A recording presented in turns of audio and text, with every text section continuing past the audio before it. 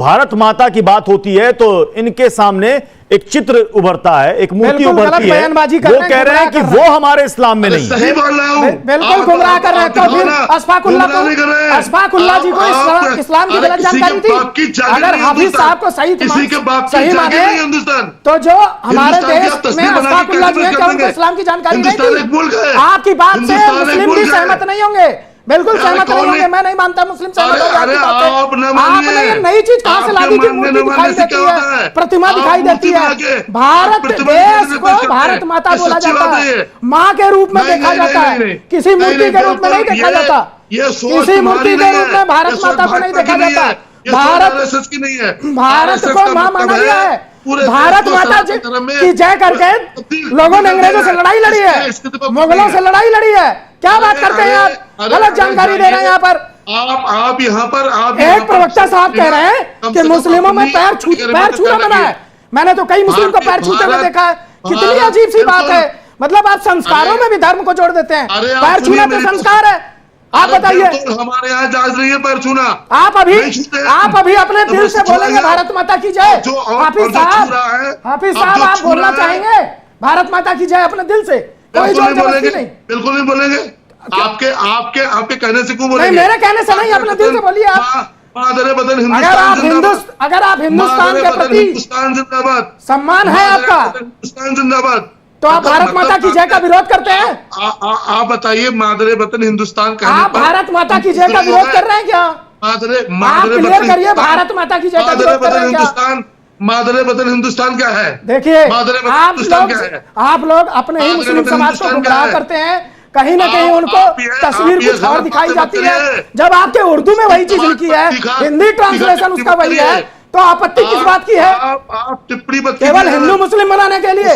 मुसलमान जब भारत की बात आती है, देश की बात आती है, संविधान की बात आती है, ये सब किसी भी कार्यक्रम की शुरुआत अगर हिंदुस्तान में होती है तो भारत माता की जय बोल करके ही होगी। आपने ढिल्लो साहब को जिसने रोका उसके प्रति क्या किसी ने विरोध किया? यहाँ पे सब लोगों ने बात को घुमा दिया। ढिल्लो साहब ने कहा मुझे भारत माता की जय बोलने पर रोका गया। आप बताइए उस व्यक्ति के खिलाफ आप क्या बोलेंगे? गांधी जी के खिलाफ क्या बोलेंगे आप? ऐसे व्यक्ति संसद में चुन जाते हैं, देश की संसद में।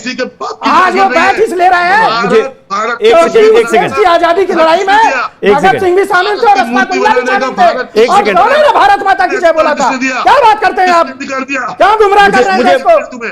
मुझे एक बात बताइए, एक सेकंड आपको हाफिज नूर अजहरी साहब को लाइएगा स्क्रीन पर। अजहरी साहब मैं आ रहा हूं, फरहान जी मैं आपके पास भी आ रहा हूं, लेकिन अजहरी साहब आपने कहा कि मैं हिंदी में नहीं बोलूंगा।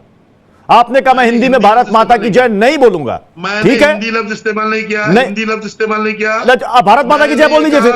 अगर आप ये कहा, आप कह रहे हैं ना कि मैं कह रहा हूं मादरे वतन हिंदुस्तान जिंदाबाद, लेकिन मैं भारत माता की जय नहीं बोलूंगा।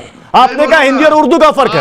अब मुझे एक बात बताइए, जितने भी आजादी की लड़ाई के समय जितने भी जोशीले नारे बने, जिसने भारत को एक सूत्र में पिरोया, आजादी के दीवानों को एक सूत्र में पिरोया, ज्यादातर नारे किसने गढ़े थे?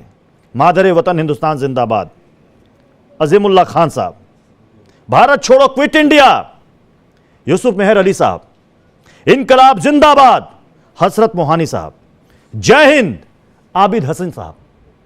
तो अगर यही मेंटालिटी उस वक्त बाकी नॉन मुस्लिम्स की होती, कहते कि हम उर्दू शब्द से अपने आप को नहीं जोड़ेंगे, रिलेट नहीं करेंगे, मैं नहीं बोलूंगा नारा, लेकिन लोगों ने ऐसा नहीं किया। लोगों ने कहा जो नारा है वो इस देश का नारा है, और सबने जाति पंथ मजहब से ऊपर उठकर नारा लगाया। उस वक्त ये उर्दू और हिंदी की दीवार नहीं थी, तो आज क्यों है? आज क्यों है? बुलवाया जा रहा है, आज क्यों से बुलवाया जा रहा है? अरे अजहरी साहब, उस वक्त स्वतंत्रता सेनानियों ने कहा तो उस वक्त इस्लाम खतरे में नहीं आया, पार्टी का नारा हो गया है, वो मुस्लिम से नॉन मुस्लिम हो गए, और आज आप कह रहे हैं जबरदस्ती कहलवाया जा रहा है। भारतीय जनता पार्टी का नारा है ये भारतीय जनता पार्टी का नारा है। वाह साहब, राजनीतिक